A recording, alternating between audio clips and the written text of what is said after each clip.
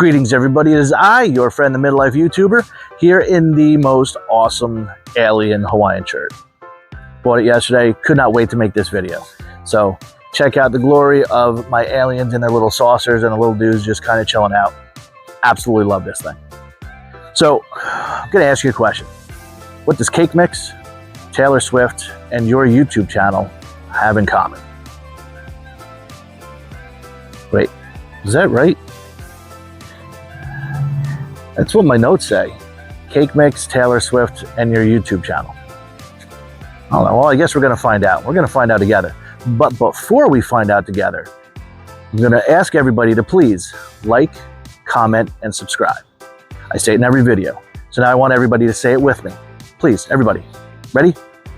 Like, comment, and subscribe. That's right. Awesome. It sounds so much better when everybody says it together. So today's video is about cognitive bias. And what does cognitive bias have anything to do with Cake Mix and Taylor Swift? Well, I'm going to tell you, and then I'm going to show you in relation to your YouTube channel. So cognitive bias is actually a very powerful tool. And basically what cognitive bias means is that people have a much larger vested interest. They have ownership in something that they help create. Also known as the IKEA principle. So IKEA is that furniture, the Swedish furniture that you go to the store, you buy it, shows up in a box, and then you put it together. So you have more, you feel like you own it more, you have a greater sense of ownership on in something that you helped build, something that you helped create. So cognitive bias. So what does that have to do with Cake Mix? Well, in 1947, Betty Crocker came out with the first Cake Mix. Instant Cake Mix, just add water. Great product. It took them 4 years to develop. They put it up on shelves, nobody wanted to buy it. Why? So it's 1947. Women don't have the right to vote. Women can't have a bank account. Women can't have a credit card. None of these housewives are buying the Cake Mix. They want nothing to do with it. They spent millions developing this. So they pay men in hats who smoke cigars and drink vodka martinis at lunch to figure out what's going on. And what they found out was the women have no interest in it because they don't want to serve their family something that they didn't really make. These were home-cooked meal times. This is everybody sat down at the dinner table times. And just adding water to it, they didn't feel like they were actually making a cake and they didn't want to serve it to their family. So they changed it up a little bit and they changed it so that you now have to add eggs to it. One simple change, and now they can't keep the Cake Mix on the shelves. These housewives are buying it by the droves, and now everybody's having cake every day, which sounds great to me. Cake every day. I'd be happy and even fatter than I am. But it was just that one simple change of adding eggs. So you have to take the eggs, crack them, put it in. That one little addition gave everyone the ownership that they needed to be proud enough to serve it to their family. They had ownership because they were more involved in making it. So now, Taylor Swift. So why is Taylor Swift even on this list? I honestly don't know her songs. I don't know much about her, but in studying cognitive bias, she actually comes up as a great example because she puts Easter eggs in her videos. She puts these little hints and clues in the dresses that she wears and in her concert announcements and in her stage performances. Things that these fans of hers, they're so rabid for all this and they study everything that she does. Every social media post that she makes, everything that she does, her fans, they don't just read it, they don't look at it, they study it. There are entire communities of these Taylor Swift fans that come together trying to decipher all these clues that she puts out in her videos. She's giving her fans homework essentially, and they can't get enough of it because they want to be the first ones to figure out. They want to know when the tour date is. They want to know when the next album's going to drop. They want to know what the songs are going to be about. And they know that if they go through these clues, they're going to be able to figure it out. And that gives them ownership in what's going on. They're not writing them. They're not doing anything with the music. They're not singing them. I mean, trust me, I've heard plenty of little girls singing Taylor Swift songs all over the place. But you know what I mean? They're not actually doing any of the stuff. But because they have these clues, this little bit of work that involves them in what she's doing, they are rabid fans. So now what does that have to do with your YouTube channel?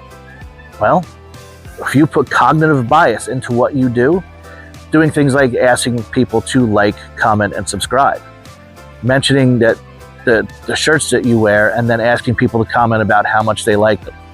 Asking people, what kind of videos do you want to see? Involving your viewers and your subscribers in what you do is cognitive bias. It's giving them a sense of ownership.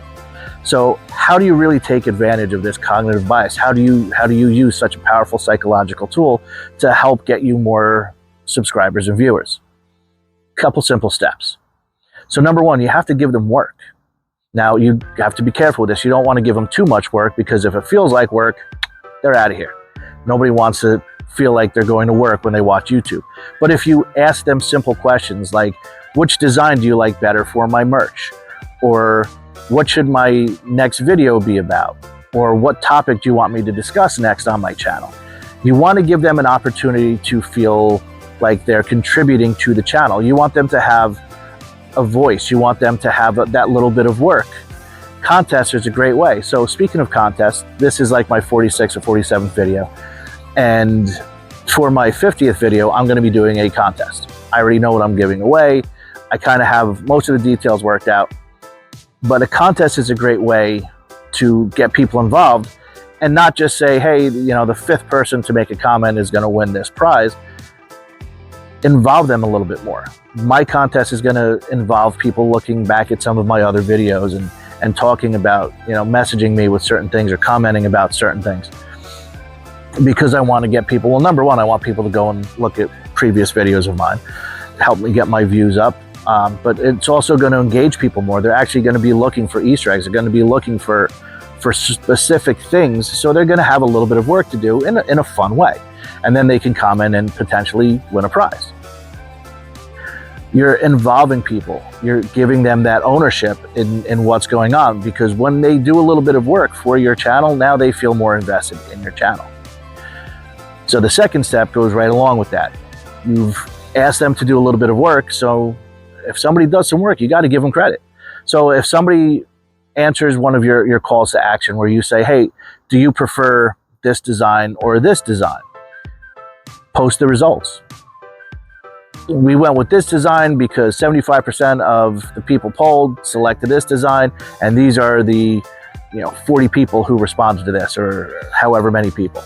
Or when you say, I was asking for ideas on what my next video should be, and user 123 came up with a brilliant idea, so this video is dedicated to user 123.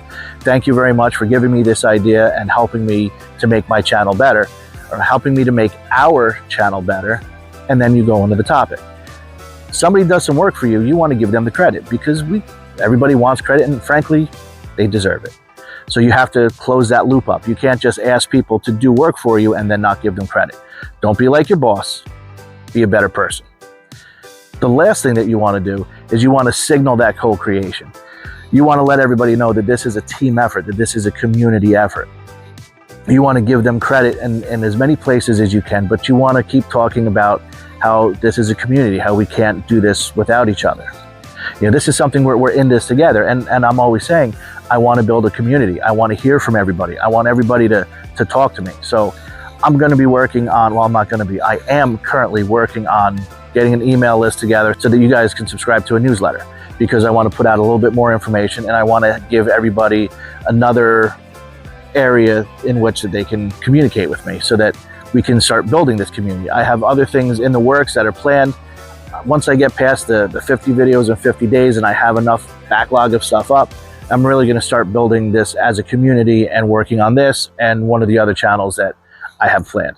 So a lot of good stuff going on. So start working on your cognitive bias. This is a great way for you guys to get more viewers, more subscribers, and to help you build a community. It's all about trust. It's all about helping. And the more that you can help people solve a problem and do it in a way with integrity so that you get people's trust, your channel is going to grow. There's no stopping it from growing. So this is the Midlife YouTuber in a fantastic shirt, reminding you guys to get out there, do the thing, catch your first fish. Have a great day, everybody. Talk to you later.